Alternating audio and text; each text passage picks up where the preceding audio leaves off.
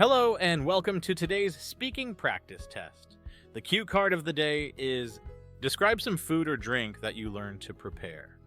You should say what food or drink you learned to prepare, when and where you learned to prepare this, how you learned to prepare this, and explain how you felt about learning to prepare this food or drink. Here are some quick tips for you. Remember the past, present, and future rule while making notes before you talk. Don't speak too quickly. Keep talking until the examiner stops you after 2 minutes. Sure, let me share with you my experience of learning to prepare butter chicken, a dish I've always enjoyed eating. I decided to learn how to make butter chicken about a year ago. I embarked on this culinary journey in the comfort of my own kitchen at home. Despite being a newcomer in the kitchen, I relied heavily on online tutorials and a recipe I found. Learning to make butter chicken was both daunting and exhilarating for me. While I was initially nervous about the complexity of the dish, my love for butter chicken fueled my determination to learn. As I chopped, marinated, and simmered, I discovered a newfound sense of joy in the kitchen. The moment I tasted the butter chicken I made, it was a revelation. It felt like a triumph, knowing that I had conquered a dish I once thought was beyond my abilities. In the past, I was apprehensive about my cooking abilities, but learning to make butter chicken has shown me that with determination and practice, I can overcome challenges in the kitchen. But now I am proud of my newfound culinary skills and feel more confident experimenting with new recipes.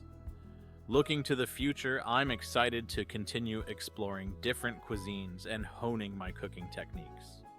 Learning to prepare butter chicken has not only expanded my culinary repertoire, but has also boosted my confidence in the kitchen, opening up a world of possibilities for me.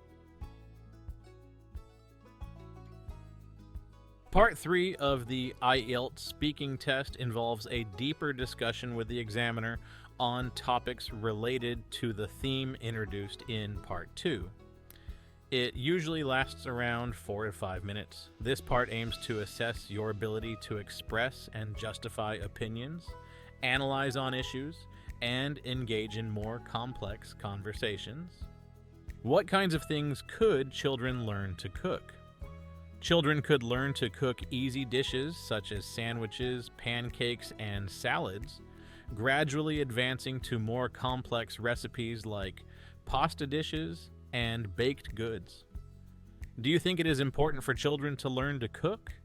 Yes, it's crucial for children to learn cooking as it instills independence, fosters creativity, and promotes healthier eating habits, setting them up for a self-sufficient future.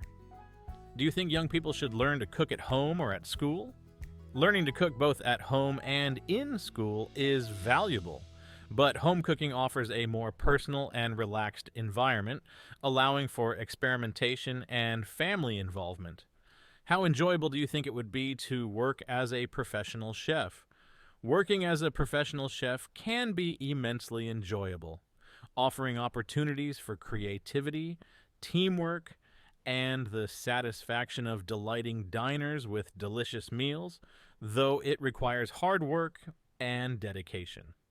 What skills does a person need to be a great chef? Great chefs possess skills such as creativity, attention to detail, time management, leadership, and the ability to handle pressure, enabling them to excel in the fast-paced culinary industry. How much influence do celebrity or TV chefs have on what ordinary people cook? Celebrity and TV chefs wield significant influence on what ordinary people cook, introducing new recipes, cooking techniques, and food trends through their shows, cookbooks, and social media platforms, shaping culinary preferences and habits worldwide.